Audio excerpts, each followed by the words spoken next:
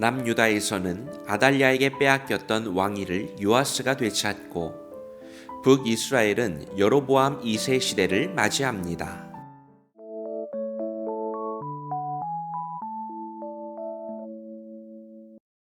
예후에 의해 남유다의 왕 아하시아스가 죽자 아하시아스의 모친 아달랴는 스스로 왕이 되어 다윗의 후손들을 진멸하려 합니다. 그러자 아하시아스의 누이이자 제사장 여호야다의 아내였던 여호세바가 요아스를 몰래 빼내어 아달랴 몰래 6년 동안을 키웁니다. 7년째가 되는 해에 제사장 여호야다의 주도 아래 국가의 주도권이 아하시아스의 아들 요아스에게로 되돌아갑니다. 여호야다의 정의로운 혁명을 통해 유다는 모처럼 하나님의 말씀에 순종할 수 있었습니다. 그러나 여호야다가 죽자 남유다는 또다시 타락의 길을 걷게 됩니다. 여호야다의 아들 스가랴 선지자는 요아스 왕을 찾아와 하나님의 말씀을 전합니다. 요아스는 자신을 왕으로 세워준 여호야다에 대한 은혜도 잊어버린 채 스가랴를 죽입니다. 그로부터 일주일 후에 아람 군대가 남유다를 치게 되죠. 이것은 하나님의 징벌이었습니다.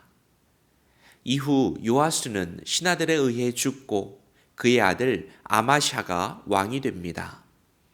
아마샤는 처음에는 하나님의 말씀을 청종하는 듯 했지만 에돔인의 우상을 가져다가 자신의 신으로 세우고 그 앞에 경배합니다.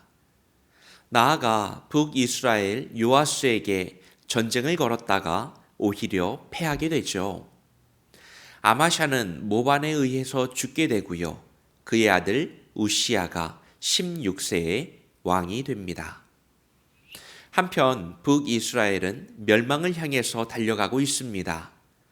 바알을 섬겼던 아합 왕가를 몰아내고 개혁의 칼날을 휘두르던 예후 가문도 얼마 지나지 않아 이전 왕조와 다를 것이 없게 됩니다. 여호아하스, 요아스, 여로보암 2세로 이어지는 예후 왕조는 다윗의 길이 아닌 여로보암의 악한 길을 따릅니다. 시대의 죄악을 정면으로 맞서던 선지자 엘리사가 세상을 뜨자 어둠의 그늘은 더욱 짙어집니다. 하나님은 가슴 아픈 마음으로 아모스, 호세아, 요나 같은 선지자를 보내십니다.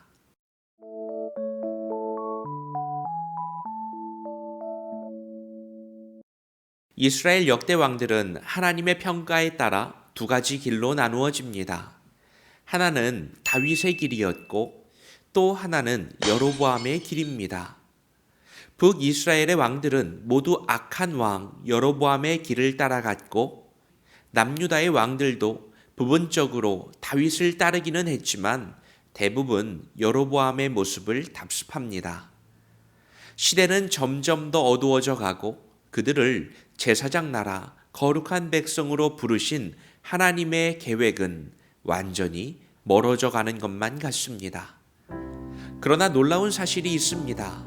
하나님은 끝까지 당신의 백성들을 포기하지 않으신다는 사실입니다. 우리는 말씀을 통해 왕들과 백성들의 타락한 이야기와 함께 하나님은 계속해서 당신의 선지자들을 보내시고 준비시키고 계시다는 사실을 알 수 있습니다. 엘리야와 엘리사가 그랬고 그의 뒤를 이어서 훈련받았던 많은 선지자들이 있었습니다. 또 이어지는 아모스, 호세아, 요나 같은 선지자들이 있습니다. 이처럼 하나님은 긍휼한 마음으로 끝까지 하나님의 사람들을 감싸 주십니다. 세상은 날로 타락해져 가지만 하나님의 열정 역시 식을 줄을 모르고 커져만 갑니다. 악한 세상의 이야기를 넘어서 우리는 하나님의 이러한 마음을 바라볼 수 있어야 합니다. 사람을 바라보면 실망뿐이지만 하나님을 바라보면 새로운 가능성이 열립니다. 우리의 오늘이 그런 하나님의 가능성을 바라보는 시간이 되시기를 축복합니다. 타락한 세상 속에서도 모든 민족을 구원하기 원하시는 하나님의 열정과 사랑을 바라봅니다.